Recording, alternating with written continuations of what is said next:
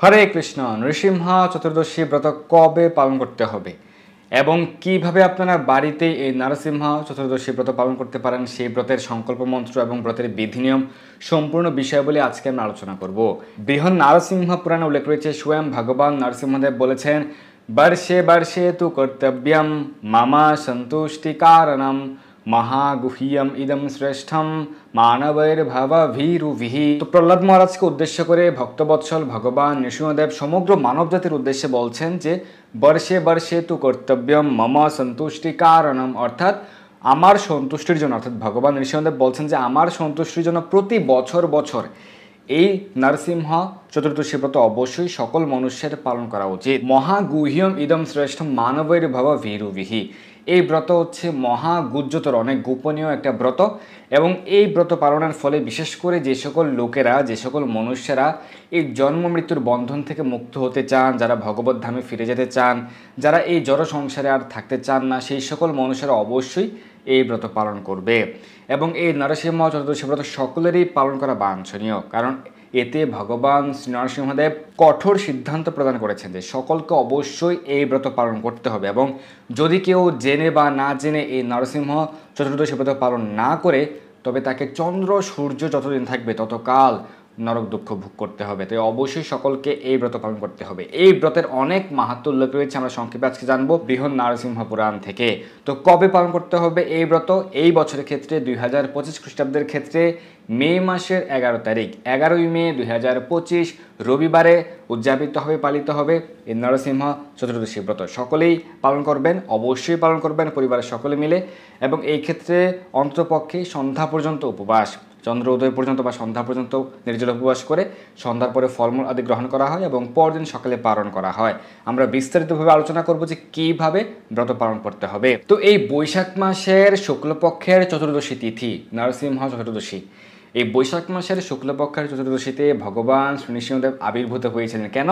আমরা সকলে জানি, ভক্ত শ্রেষ্ঠ প্রহ্লাদ মহারাজকে রক্ষা করার জন্য। এই দিন কিন্তু ভগবান হিরণ্যকশিপুকেও করেছিলেন, এবং প্রহ্লাদ মহারাজকে রক্ষা করার জন্য এই দিনে গোধূলি লগ্নে ভগবান আবির্ভূত হয়েছিলেন। বৃহৎ নারসিংহ পুরাণে উল্লেখ রয়েছে যে ব্রহ্মা শিব আদি সকল দেবতারাই এই ব্রত পালন করেন। বলা হয়েছে সৃষ্টি শক্তি লাভের জন্য স্বয়ং ব্রহ্মাজি, পিতামহ ব্রহ্মাজি এই নরসিংহ চতুর্দশী ব্রত পালন করেছিলেন সৃষ্টি শক্তি লাভ করার জন্য, এবং ত্রিপুরাসুরকে বধ করার জন্য স্বয়ং দেবাদিদেব মহাদেব এই ব্রত পালন করেছিলেন। এই সব কিছু বৃহৎ নারসিংহ পুরাণে উল্লেখ রয়েছে।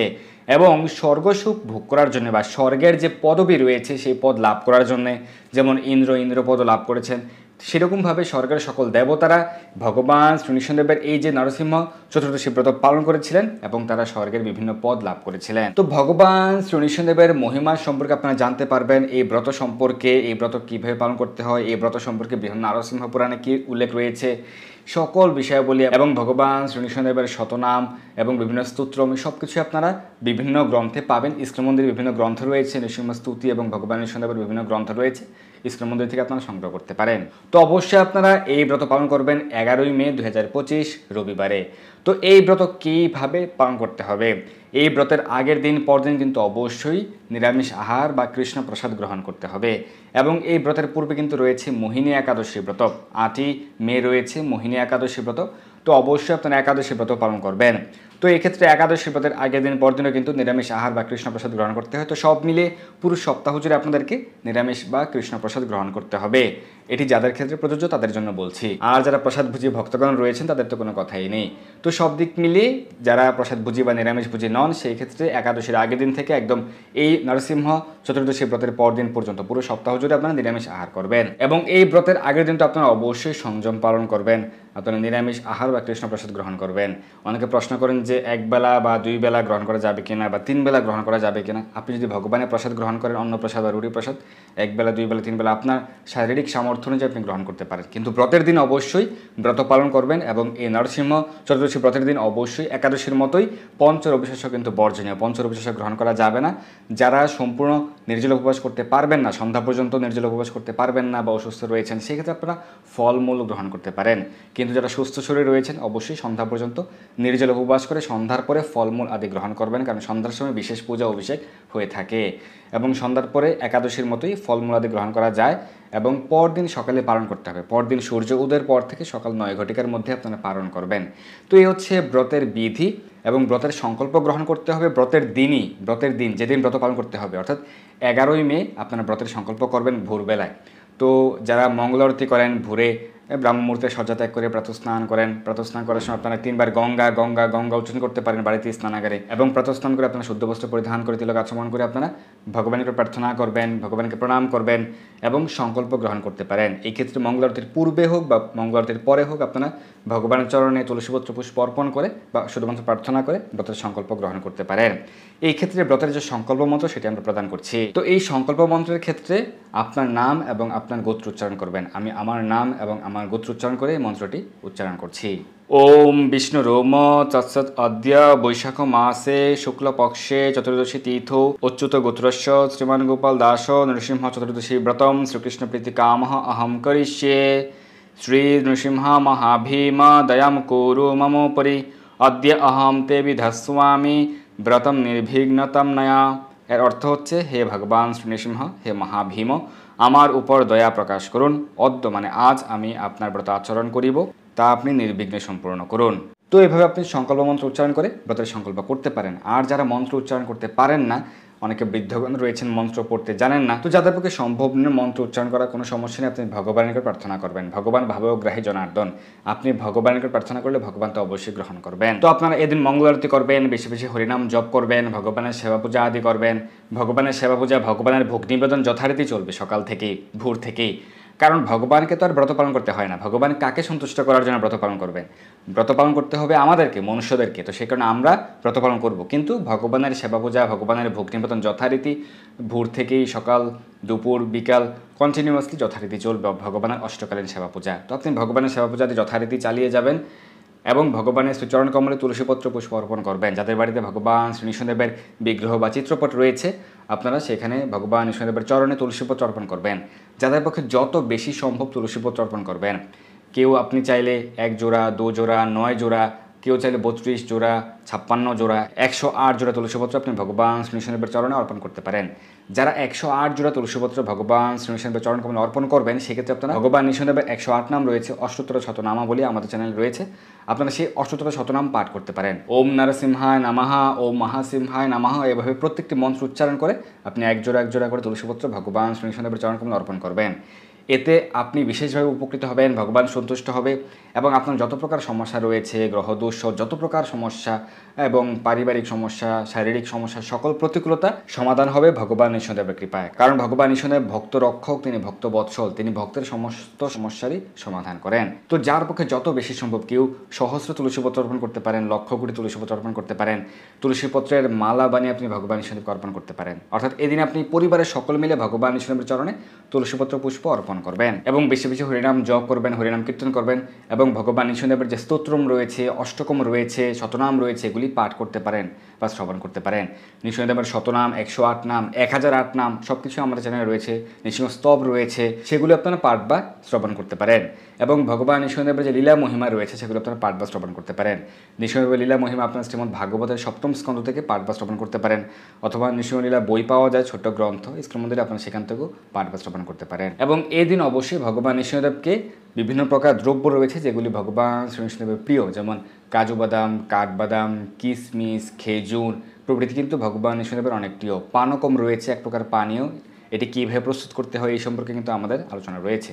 আমরা গত 2-3 বছর পূর্বে আলোচনা করেছিলাম, আমরা ব্যবহারিকভাবে দেখিয়েছিলাম।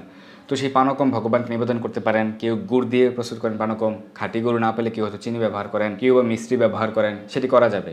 এবং কাজু বাদাম, কাঠবাদাম এবং যত প্রকার বাদাম রয়েছে, কিশমিশ, খেজুর, এগুলি ভগবান নৃসিংহদেবের অত্যন্ত প্রিয়। এবং দুগ্ধজাত মিষ্টি দ্রব্য, বিভিন্ন পিঠা, পুলি, পায়েস, সন্দেশ এবং নানা প্রকার ফল, এছাড়া দুধ প্রভৃতি দ্রব্য আপনারা ভগবান শ্রী নৃসিংহদেবকে অর্পণ করতে পারেন, ভোগ নিবেদন করতে পারেন। এবং কেউ যদি চান যে আপনি অন্ন দিয়েও ভগবানকে ভোগ নিবেদন করবেন, অন্ন ব্যঞ্জন দিয়ে ব্রতের দিনে আপনি করতে পারবেন, কারণ ভগবানকে তো ব্রত পালন করতে হয় না। কিন্তু অন্ন ব্যঞ্জন দিয়ে যদি আপনি ভোগ নিবেদন করেন, তাহলে সেই প্রসাদটা আপনাকে সংরক্ষণ করে রেখে দিতে হবে, ব্রতের পরদিন আপনি গ্রহণ করতে পারবেন, ব্রতের দিন নয়, কারণ আমাদেরকে অবশ্যই ব্রত পালন করতে হবে। তাই সব থেকে ভালো হচ্ছে ফলমূল আদি দিয়ে ভগবানকে ভোগ নিবেদন করা, তাহলে আপনি সন্ধ্যার পরে সেই ফলমূল প্রসাদ গ্রহণ করতে পারবেন। এবং বিভিন্ন প্রকার ফলের মধ্যে আম্রফল, আম হচ্ছে ভগবান শ্রী নৃসিংহদেবের অত্যন্ত অত্যন্ত প্রিয়। তো অবশ্যই আপনি চেষ্টা করতে পারেন আম নিবেদন করার ভগবান শ্রী নৃসিংহদেবকে। এবং সারাদিন কিন্তু ভগবানের সেবা পূজা, আরতি, ভোগ নিবেদন, অর্চন যথারীতি চলবে। আপনি সকালে যে প্রাতকালীন ভগবানের অর্চন শৃঙ্গার কার্য করা হয় সেটি তো করবেনই, কিন্তু সন্ধ্যায় বিশেষভাবে ভগবানের বিশেষভাবে মহা অভিষেক, আরতি, ভোগ নিবেদন করা হয়। তো আপনারা সন্ধ্যার পূর্বেই বিকেলেই বাড়িতে আপনার স্নানাগারে স্নান করবেন, 3 বার গঙ্গা গঙ্গা গঙ্গা উচ্চারণ করে স্নান করতে পারেন, যাদের পক্ষে সম্ভব পবিত্র নদীতে গিয়ে স্নান করতে পারেন বা পুকুরে স্নান করতে পারেন। অর্থাৎ বিকেলে আপনার স্নান করে শুদ্ধ বস্ত্র পরিধান করে তিলক আচমন করে আপনারা সেই অভিষেকের জন্য আয়োজন করতে পারেন। বাড়িতে আপনারা ভগবান শ্রী নৃসিংহদেবের চিত্রপটে অভিষেক করতে পারেন, যদি কেউ ইচ্ছুক হন করতে পারেন। আর যদি কেউ মনে করেন যে আমি অভিষেক করবো না কিন্তু শুধুমাত্র উপবাস করবো, সেটিও করা যাবে। আর ইস্কন মন্দিরে গিয়ে আপনারা যুক্ত হতে পারেন। ইস্কন মন্দিরে গেলে আপনারা অভিষেক দর্শন করবেন এবং মহাপ্রসাদ গ্রহণ করবেন এবং লীলা মহিমা শ্রবণ করবেন।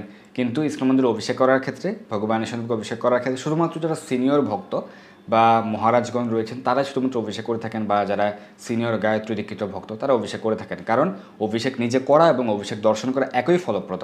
তো সেক্ষেত্রে আপনারা সেখানে অংশগ্রহণ করবেন, হরিনাম কীর্তন করবেন এবং অভিষেক দর্শন করবেন, ভগবানকে প্রার্থনা করবেন এবং পরবর্তীতে সন্ধ্যার পরে মহাপ্রসাদ গ্রহণ করতে পারেন। অনুকল্প প্রসাদ, একাদশীর মতো করে ফলমূলাদি প্রভৃতি অনুকল্প প্রসাদ দেওয়া হয়ে থাকে। এবং এই ব্রত উপলক্ষে কিন্তু পুরো সপ্তাহব্যাপী আমিষ আহার বর্জন করতে হবে যারা আমিষ পুজো রয়েছেন। কিন্তু আপনার পরিবারে কেউ যদি ব্রত পালন করতে ইচ্ছুক না হয়, সে তার কর্মফল ভোগ করবে, কিন্তু তাকে কোনোভাবেই আমিষ ভোজন করতে অনুপ্রাণিত করবেন না বা আমিষ আপনি রান্না করে দেবেন না। অনেক মায়েরা রয়েছেন যে আপনারা ব্রত পালন করছেন কিন্তু বাড়ির অন্যরা করছে না, কিন্তু তাদের জন্য আমিষ রান্না করতে হয়। কিন্তু ব্রতের দিন আপনারা এই ধরনের পাপময় কার্য করবেন না।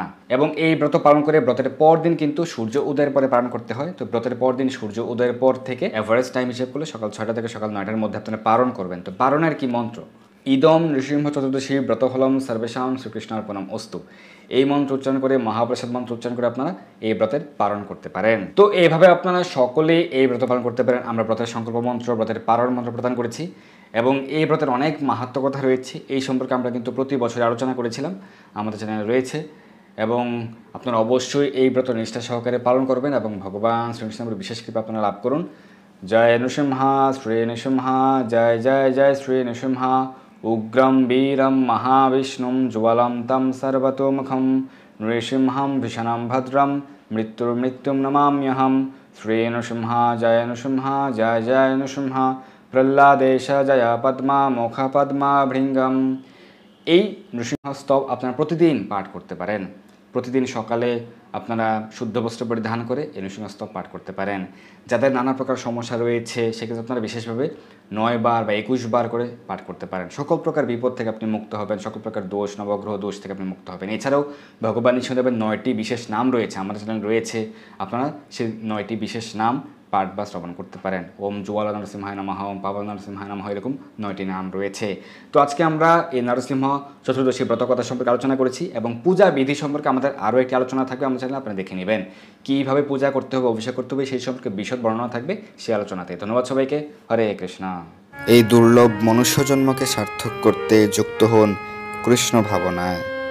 আপনার সকল ধর্মীয় বা পারমার্থিক প্রশ্ন জানাতে যুক্ত হন আমাদের টেলিগ্রাম গ্রুপে, আর এই ভিডিওটি শেয়ার করে আপনার সকল বন্ধুদের কাছে পৌঁছে দিন। ধন্যবাদ সবাইকে।